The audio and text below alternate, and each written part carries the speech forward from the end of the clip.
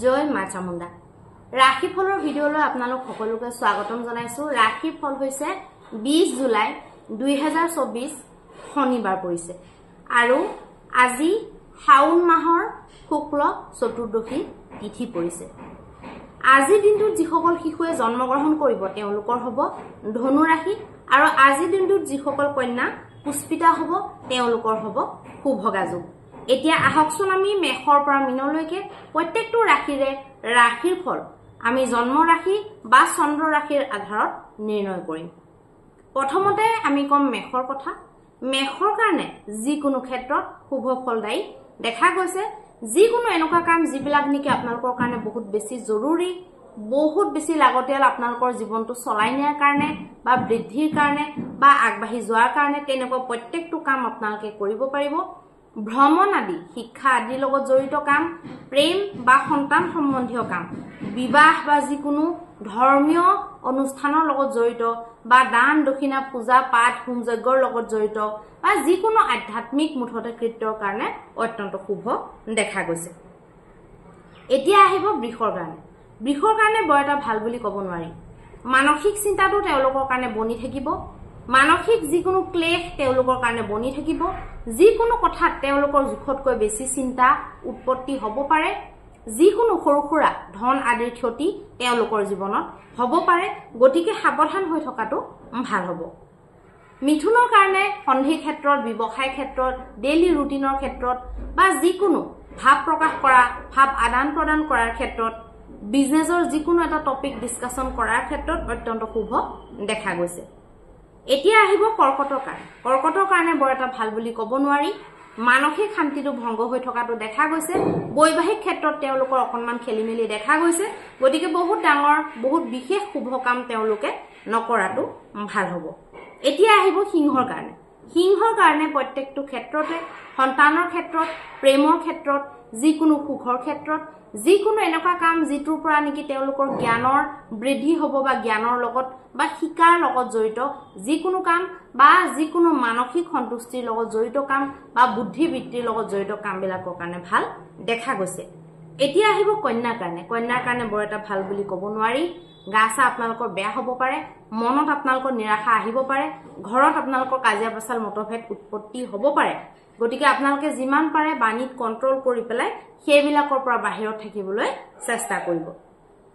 এতিয়া আহিব তুলা ৰাশি। তুলাৰ কাৰণে কিন্তু ভাল।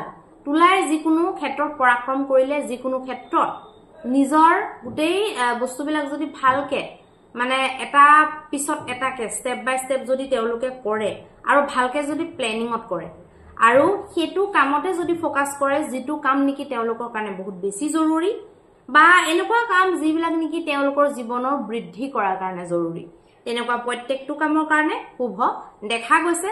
সৰু সৰু যাত্ৰাৰ পৰা তেওঁলোকৰ লাভ হ'ব পাৰে। এতিয়া আহিব বৃশ্চিক ৰাশি। বৃশ্চিকৰ কাৰণে কি আছে আহকচোন চাওঁ। বৃশ্চিকৰ কাৰণে কিন্তু বৈবাহিক ক্ষেত্ৰত শুভ নহয়। ডিচিশ্যন ল'লে ডিচিশ্যনবিলাক শুদ্ধ আপোনালোকৰ চাবিত নহ'ব পাৰে বা যিকোনো ডিচিশ্যন লওঁতে আপোনালোকৰ বহুত ফালৰ পৰা প্ৰেছাৰ পাই পেলাই আপোনালোকে ভুল ডিচিশ্যন ল'ব পাৰে বা কাৰোবাৰ স্বাৰ্থপৰতাৰ কাৰণে আপোনালোকৰ মানসিক স্থিতিটো বেয়া হৈ থাকিব পাৰে। এতিয়া আহকচোন ধনুৰ বিষয়ে আমি আলোচনা কৰিম। ধনুৰ কাৰণে যিকোনো ক্ষেত্ৰতে শুভ দেখা গৈছে। যিকোনো পেণ্ডিং থৈ দিয়া কাম যদি আপোনালোকে ৰানিং কৰিম বুলি ভাবিছে, যদি কিবা নতুন কৰিম বুলি ভাবিছে, যদি কিবা পইচা পাতিৰ লেনদেন বা যিকোনো সন্ধি বা যিকোনো নতুনকে কথা বতৰা পাতিম বুলি ভাবিছে, তেতিয়াহ'লে তেনেকুৱা প্ৰত্যেকটো কামৰ কাৰণে অত্যন্ত শুভ দেখা গৈছে। এতিয়া আহিব মকৰৰ কাৰণে। মকৰৰ কাৰণে বৰ এটা ভাল নহয়। মকৰে যিকোনো মানসিক টেনচন বৃদ্ধি যেন অনুভৱ কৰিব পাৰিব। বাজেটটো তেওঁলোকৰ খেলি মেলি হ'ব পাৰে। খৰচ বৃদ্ধি তেওঁলোকৰ হ'ব পাৰে। মানসিকভাৱে তেওঁলোকে একদম উগুল থুগুলত ভুগি থাকিব পাৰে। কোনটো কৰিম কোনটো নকৰিম, ডিচিশ্যন লোৱাত অসুবিধা, সিদ্ধান্তত অসুবিধা, যিকোনো এনেকুৱা প্ৰব্লেমবিলাক তেওঁলোকৰ জীৱনত আহিব পাৰে আৰু বিশেষকৈ মনটো তেওঁলোকৰ বৰ বিচ্ছেদাত্মক যেন হৈ থাকিব পাৰে। এতিয়া আহকচোন কুম্ভৰ কাৰণে। কুম্ভৰ কাৰণে যিকোনো পইচা পাতি লেনদেন, যিকোনো পইচা পাতি ধৰক সোমাব লগা আছে তাৰ বিষয়ে কিবা আপোনালোকে সংকেত বা যিকোনো মেছেজ আপোনালোকে পাব পাৰে। এনেকুৱা কাম যিবিলাকৰ পৰা নেকি আপোনালোকৰ কিবা নহয় কিবা বেনিফিট হ'ব, কিবা নহয় কিবা আপোনালোকৰ সমাজত ছবিটো ভাল হ'ব বা নিজৰ এটা ইমেজ ক্ৰিয়েট হ'ব, নহলে বা ইমেজটো আপোনালোকৰ ওপৰলৈ যাব। তেনেকুৱা প্ৰত্যেকটো কাম আপোনালোকে কৰিব পাৰিব। ৰাইজৰ সমৰ্থন বা ৰাইজৰ যিটো মৰম সেইটোৰ দ্বাৰা আপোনালোকে প্ৰচাৰ প্ৰসাৰ পাব পাৰিব। এতিয়া আহিব মিনৰ কাৰণে। মিনৰ কাৰণে বৰ এটা ভাল নহয়। মানসিক ষ্ট্ৰেছটো বনি থাকিব। মানসিক চিন্তাৰ কাৰণে নতুন বহুত ভাল আইডিয়া নাহিব পাৰে বা এটা কথাতে গতানুগতিক এটা কথাতে লাগি থাকি পেলাই মেইন বাকীবিলাক কথা আপোনালোকৰ মানে সেইবিলাকৰ পৰা মনটো আঁতৰি যাব পাৰে। গতিকে কাৰ্যক্ষেত্ৰত নতুনত্ব আপোনালোকে নকৰিব। নতুনত্ব নহয়, পুৰণাখিনিকে ভালকে মানে চলাবলৈ চেষ্টা কৰিব।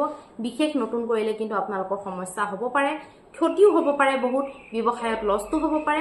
আৰু মানুহৰ কথা শুনি দেখাক দেখি কোনো ধৰণৰ কাম নকৰিলে আপোনালোকৰ শুভ হ'ব। এতিয়া আহিব মহা উপায়টোৰ বিষয়ে।